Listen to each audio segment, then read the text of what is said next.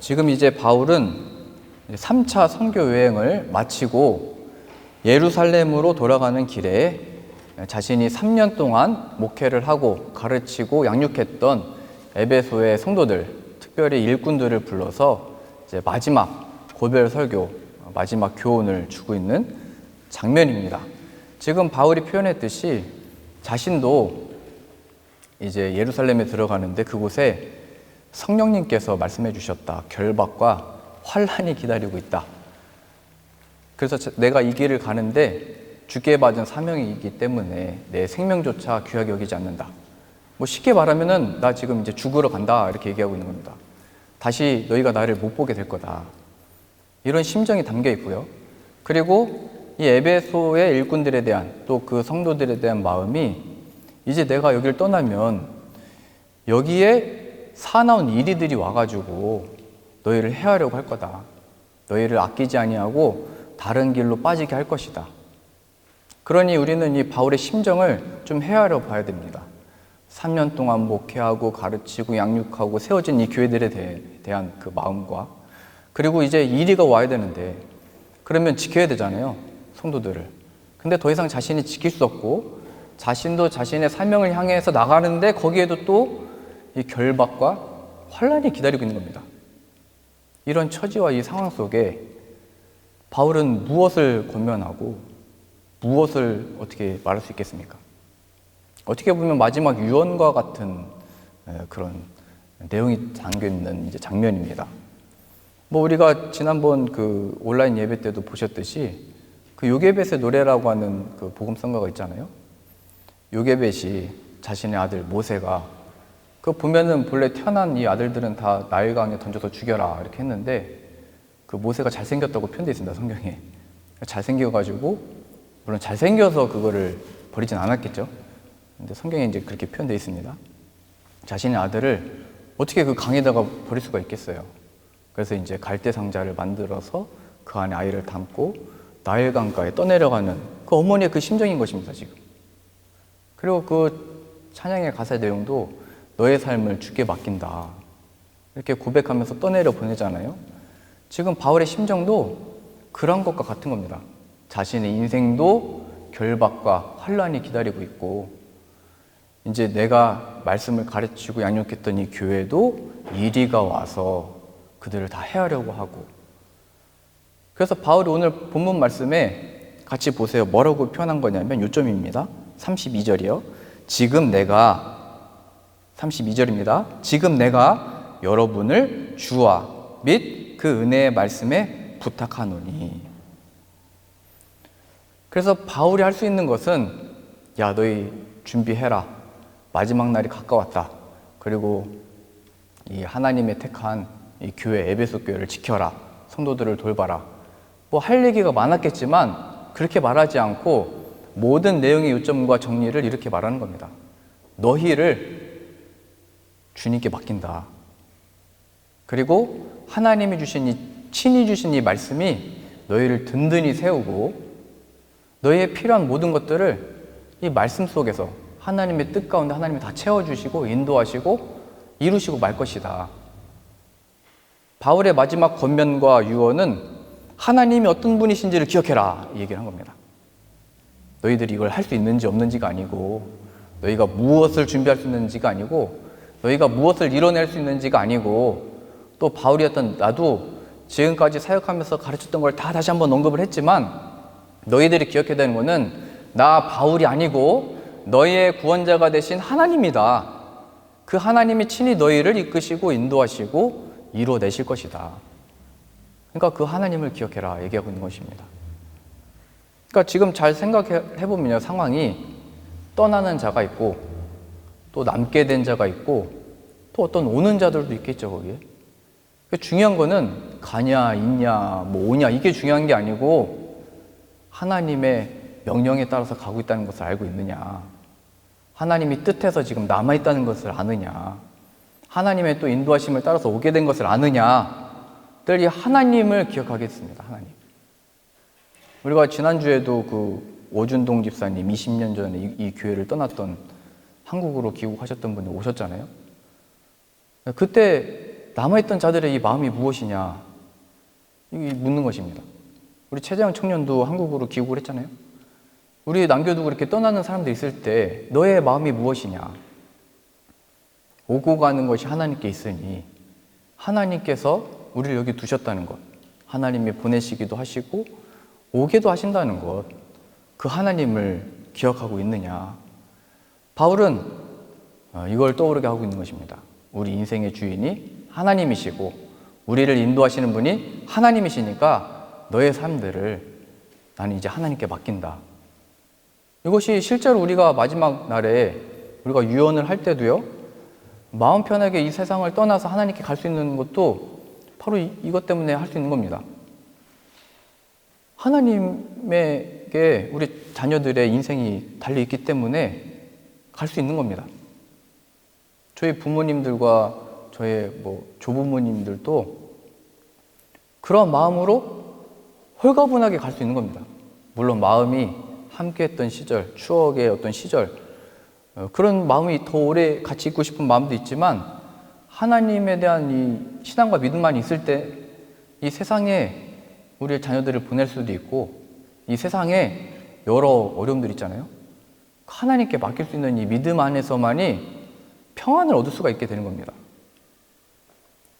그래서 하나님은 이것을 가르치시기 위해서 이 구약의 말씀이든지 신약의 말씀에서든지 이 백성들을 계속 옮기게 하시고 이사도 보내고 피하게도 하시고 어디 정착하게도 하시고 이런 일들이 계속 펼쳐지게 됩니다. 이런 일들을 통해서 백성들이 배우는 것은 우리가 마음 넣어야 될 것은 아까도 그 찬양의 가사에 있었잖아요. 내가 나그네인데 여기에 그냥 있으려고 했구나. 하나님이 주신 이 인생을 잠깐 사는 건데 내가 내 삶의 주인인 것처럼 살려고 했구나. 그래서 하나님이 자꾸 옮기신 겁니다. 야, 네가 가야 될 곳은, 네가 함께 해야 될 것은, 내가 얻어야 되는 것은 이 땅의 것들이 아니고 영원한 것이다. 나의 영광이다. 나와 함께하는 것이다. 이것을 배우기 위해서 이스라엘 백성들이 계속 옮겨 다녔던 것입니다. 그것을 통해서 하나님이 어떤 분이신지를 배웠던 것이고 그 어느 때보다 순결해졌던 겁니다. 애굽의 종이 되었다가 출애굽했을 때, 광야 40년을 지냈을 때, 또 하나님의 허락하신 가나안 땅에서 하나님을 떠났다가 다 빼앗기고 포로로 끌려갔을 때, 그 어느 때보다 순결해지는 거예요. 그래서 어떠한 의미에서 하나님을 알게 하도록 끊임없이 이런 일들을 내버려 두지 않고 이렇게 허락하시는 겁니다. 좀 더 긍정적인 측면에서 예를 들어본다면 오늘 임설아 집사님이 찬양 인도도 하고 대표 기도도 하고 특주까지 했습니다. 아마 오늘 교회까지 다 정리하고 가실 것 같은데요. 왜 나한테만 이러시나? 왜 하나만 하는 것도 힘든데 지금 운전부터 시작해서 다 하잖아요? 그럼 그럴 때 이런 기도를 드리는 거예요. 내 삶은 주님 겁니다. 주님이 말씀하시면 다 할 수도 있고 주님 말씀하시면 그냥 앉아서 예배도 드릴 수 있습니다. 주님 것입니다. 주님 뜻대로 사용하여 주옵소서. 이걸 배웠던 거예요. 광야에서 포로로 끌려가서 내 삶은 주님 겁니다. 주님이 가만히 있으라 하실 때는 하나님을 배우는 순간입니다. 하나님을 배우고 이제 다시 예루살렘으로 와서 이제 주의 사역들을 하는 겁니다. 그리고 주의 사역들을 하면서도 왜 이렇게 우리가 이 일들 왜 이렇게 해야 되나? 바울이 왜 쉬지 않고 복음을 전하여서 다니고 3년 동안이나 사역을 해서 에베소 교회가 세워졌으면 거기서 목회하고 거기서 좀 더 안정을 취하고 결혼도 하고 아이들도 낳고 이렇게 편하게 살면 되는데 또 그렇게 예루살렘 가가지고 환란이 기다리고 있고 결박이 기다리고 있다고 하는데 왜 또 거길 가려고 하나? 근데 또 거기 갈 수밖에 없는 겁니다. 그 하나님을 알고 배우는 그 모든 과정들에 있다는 것을 발견해라. 그리고 그 순간에 하나님이 함께 하시면 된 거다. 그 신약에서는 이런 가르침들도 다 여기 포함되어 있습니다. 시집가고 장가가는 것. 부모를 떠나서 독립을 하는 겁니다. 그 우리가 몰랐던 사람들과 만나서 하나가 되는 거를 배우게 되는 거잖아요. 예수 그리스도를 통하여 자기의 몸된 교회와 예수님과 이 지체들이 하나가 된 것처럼 이 부부와의 관계를 통해서 예수님을 배우는 겁니다. 내가 의지했던 부모를 떠나 의지했던 어떤 것들을 떠나서 예수님과 함께하고 하나가 된다는 것이 무엇인지를 배우는 게 시집가고 장가가고 또 이 교회 공동체의 생활을 하는 것입니다. 이 모든 삶의 요소들 가운데 그 예수님을 통하여 하나님이 이루시는 영광이 무엇인지를 다 담아 두신 겁니다. 그래서 이렇게 나타내 보이신 거예요. 애굽의 종이었을 때 모세를 보낸 자가 하나님이시다. 또 가나안을 갔을 때 뭐 너희들이 왕이 없어서 우리가 이런 어려움을 당하고 박해를 당하고 침략을 당한다고 말하지만 그때 하나님이 너희들을 불쌍히 여기셔서 다윗 왕을 보내셨다. 또 너희들이 다 포로로 끌려갔을 때도 하나님이 이방의 왕이었던 고레스를 또 택해서 너희를 그 구원하는 자로 또 보냈었다. 우리의 인생 가운데 너희를 하나님이 그냥 내버려 두지 않고 예수님을 보내셨다. 그러니 예수 그리스도를 기억해라. 우리들에게 좀 적용을 해보겠습니다. 우리에게 예수님은 어떤 분이시냐 얘기하는 겁니다. 우리들에게 주어진 삶과 인생과 문제들 속에 그 하나님은 어떤 분이시냐 얘기하는 겁니다. 사나운 일들이 이제 와서 우리들을 가만히 두지 않을 건데 그 속에서 우리가 이걸 이길 수 있냐 없냐 뭐를 준비해야 되냐 이게 아니고 바울은 하나님이 너희의 주인이시다. 하나님이 너희를 이끌 것이다. 그러니까 예수님이 누구시냐를 이렇게 얘기하고 있는 것입니다. 우리는 어딘가를 갈 수도 있고 여기에 있을 수도 있고 뭐 부르시면 하늘로 올라갈 수도 있습니다. 중요한 것은 그 예수님과 함께 하고 있느냐 이겁니다. 제가 이런 사실을 몰랐을 때는 처음 이제 담임 사역과 목회를 했을 때도 비장했습니다. 너무 또 진지했습니다. 그래서 그때도 29에 시작을 했으니까요. 머리도 2대8로 항상 유지를 하고 항상 단정하게 하고 나이에 맞지 않게 10살이나 더 많아 보이는 품위를 지키려고 노력을 했습니다. 쓸데없는 것에서 권위를 가지려고 하고 불필요한 것에서 너무 각을 잡으려고 했던 거죠. 나보다 나이 많은 이 성도들 앞에 뭐 제일 나이 어린 청년들도 저보다 나이가 많고 다 직장 다니는 청년들이었으니까요. 그 속에서 제가 할 수 있었던 거는 그냥 겉모습이라도 그냥 경건의 어떤 모양을 갖추려고 했던 거죠. 누군가 기도를 하면 내가 더 크게 기도하고 누군가 뭐 주여를 외치면 내가 제일 세다 더 크게 외치고 뭐 체육대회를 할 때도 좀 져줘야 되는데 담임 목사가 그냥 져주지 않고 달리기도 이기려고 뭐 1등하고 그냥 하나님이 주시면은 그냥 1등 해야 되고 이겨야 되고 아프지도 말아야 되고 뭐 이랬는데 그런 식으로 내용 없이 겉으로만 힘을 주다 보니까 그냥 부러지는 거죠. 뭐 어딘가 막 아프기 시작합니다. 무엇보다도 영적으로 이게 탈진하게 되고 영적으로 그냥 피폐해지게 됩니다. 예수님이 말씀하신 이런 어떤 평안이 없고 안식이 없고 내 안에 어떤 충만함이 없는 겁니다. 그러니까 사람을 보기보다는 하나님을 기억하기보다는 이 사람을 보면서 어떻게 하면 내가 여기서 칭찬과 인정을 받을까. 또 이 사람들은 또 다 속았던 거예요. 저 열심히 하니까 열심히 또 기도하고 열심히 준비하고 열심히 무엇인가를 하고자 하니까 그냥 잘하는 줄 알고 다 속았던 거예요. 그러한 의미에서 사나운 일이가 바로 저였던 거예요. 교회의 강도가 바로 저였던 거예요. 바울이 말했던 것처럼 하나님을 기억해라. 하나님 우리의 주다. 이거를 외쳤어야 되는데 예수님이 우리의 목자시다를 외쳤어야 되는데 그게 아니고 저에게 저의 사람이 되려고 가르쳤던 것이고 제가 인정을 받으려고 했고 그게 교회 안의 강도라는 거예요. 이 사나운 이리가 너희를 아끼지 않고 자기 신의 사람을 만들려고 다 오게 될 거다. 이렇게 표현되어 있잖아요. 오늘 말씀에. 그래서 제가 강도였다는 것을 발견하고 제 안에 제가 이 헛된 것을 또 구하고 있다는 걸 알게 되고 그 증거 중에 또 한 가지가 뭐냐면 주님 제게 능력이 필요합니다. 체력이 필요합니다. 이 환경에 또 변화가 필요합니다. 늘 이런 것만 가지고 기도했던 거예요. 근데 제가 예수님을 정말로 만나고 나서는 성도들을 일일이 만날 때마다 예수님만 얘기를 하고 예수님만 나누고 우리의 주가 되신 그 예수님을 기억해라. 그게 병원이든 무슨 일터든 공장이든 어디가 됐든 가든지 그걸 물어봤던 겁니다. 잘 보세요. 오늘 32절 다시 보세요. 뭐라고 표현했냐면 사도행전 20장 32절입니다. 지금 내가 여러분을 주와 및 그 은혜의 말씀에 부탁하노니 그 말씀이 여러분을 능히 든든히 세우사 거룩하게 하심을 입은 모든 자 가운데 기업이 있게 하시리라. 이제 하나님께 부탁을 드리고 그 하나님의 말씀이 여러분들을 든든하게 한다는 것은 이 말씀을 주신 하나님이 친히 그 뜻과 계획과 작정과 그 마음에 따라서 이루어내실 거다, 이 얘기입니다. 하나님이 열심히 이룰 것이다. 그러니 너희는 뒤에 이어서 나온 표현을 보세요. 그 말씀이 여러분을 능히 든든히 세우사 거룩하게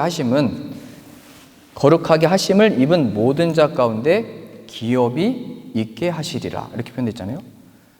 거룩하게 하심을 입은 모든 자들 가운데, 이제 주의 성도들, 에베소 성도들 가운데 너의 모든 필요와 간구와 모든 것들을 다 채워줄 거다. 이게 예수님이 하신 말씀으로 표현하자면 먼저 그의 나라와 의를 구해라. 그러면 이 모든 것을 너희에게 더하시리라, 이 표현입니다. 먼저 그의 나라, 하나님, 주님께 너희를 맡긴다. 먼저 그의 나라와 그의 의를 구하라. 그의 말씀이 무엇인지를 기억해라. 그 말씀이 하나님의 뜻인데 그 뜻이 너희 가운데 이루어질 거다. 그러니까 그 하나님과 그 말씀을 따라가라. 먼저 그의 나라와 그의 의를 구하라. 그러면 이 모든 것들은 너의 필요에 따라서 하나님이 다 채워주실 것이다. 지금 예수님이 하시는 말씀과 똑같은 얘기를 하고 있는 것입니다. 너희들이 환난이 임하고 또 기근이 임할 건데 또 어려움이 닥칠 건데 사나운 이리가 와서 너희를 다 뜯으려고 할 건데 어떻게 할 거냐? 큰일 났다. 뭐 이렇게 한 게 아니고 또 이 일꾼들에게 너희 성도들 끝까지 지켜라. 뭐 이렇게 한 게 아니고 너희를 나는 주님께 맡긴다. 그 의미입니다. 먼저 그의 나라와 의를 구하라. 그러면 이 모든 것을 너희에게 더하시리라. 이러한 의미에서 우리가 하나님께 힘있게 쓰임받는 것은요, 우리가 무엇인가를 갖추었을 때가 아닙니다. 또 하나님이 우리들에게 뭐 더 좋은 것을, 능력을 약속하시고 주셔서 내 뜻을 이루겠다 말씀하시는 것도 아닙니다. 하나님은 구약시대 때부터 메시아를 보낼 거다 말씀하셨습니다. 근데 이것을 오해했던 유대인들은 메시아가 오면 능력을 받아서 로마도 이기고 여러 나라들을 다 이겨서 우리가 가장 힘있게 되는 거구나로 착각을 했던 거죠. 근데 하나님은 그 힘과 능력을 안 한다는 거예요. 저도 이 오해가 있을 때는 목회할 때 좀 능력을 주시고 이 좋은 성도님들이 있을 때 이걸 깨게 하는 어떤 능력이 있어가지고 제 말 한마디에 벌벌 떨고 제 말 한마디에 정말 뭔가 잠이 깨어나고 뭐 이런 거를 구했겠죠. 그런데 하나님이 어떤 우리를 힘있게 쓰실 때는 이 모든 것들을 갖추었을 때가 아니고 주님 이게 필요합니다. 저게 필요합니다. 이게 없어서 그렇습니다. 제 상황은 왜 그런 겁니까? 왜 이런 처지 속에 두셔가지고 이게 뭐 하는 겁니까 도대체? 근데 그 순간에 하나님이 함께 하시고 하나님이 이루신다는 것을 가르치신다는 거예요. 광야에서 그걸 배웠던 것이고 포로로 끌려가서 그걸 배웠던 것이고 예수님의 제자들은 예수님의 십자가의 못 박히심 앞에서 그걸 배우게 되는 거예요. 하나님이 이루시는 거구나.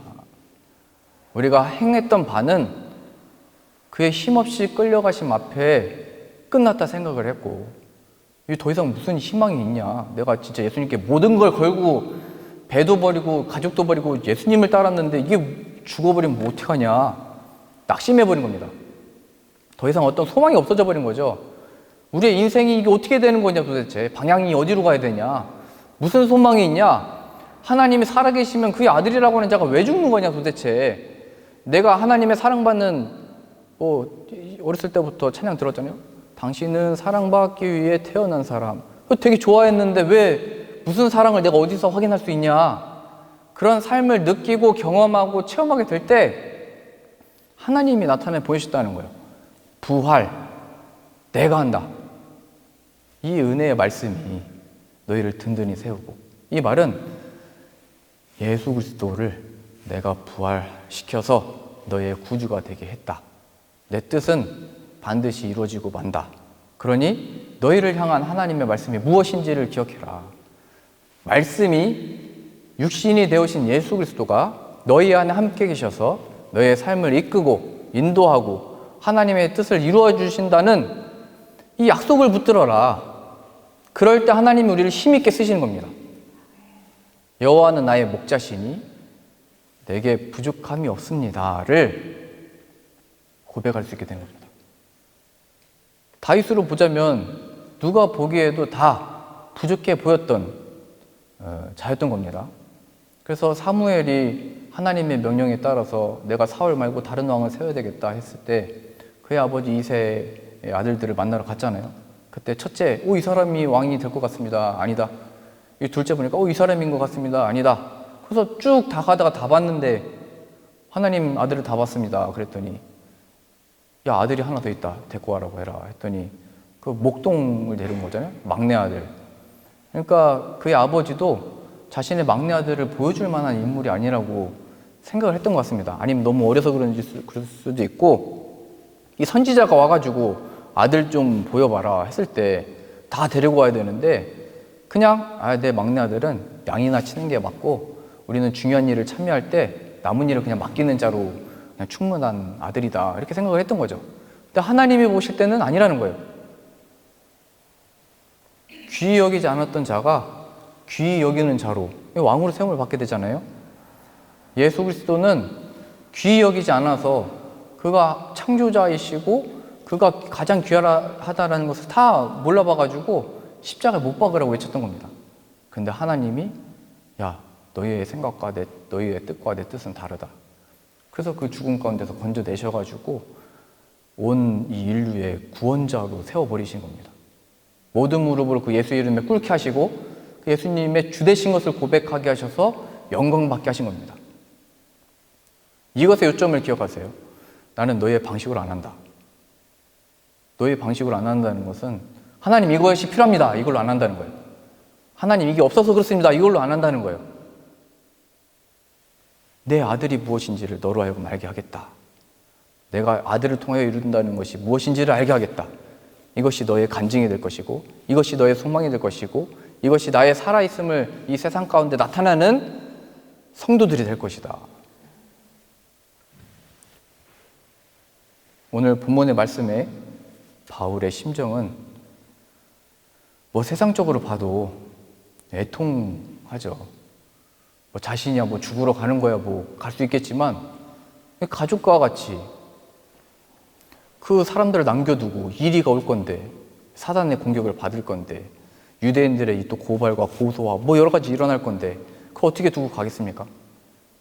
근데 그거를 갈 수 있었던 이유는 자신의 사명을 또 길을 갈 수 있었던 것은 그가 하나님을 알았기 때문에 그렇습니다.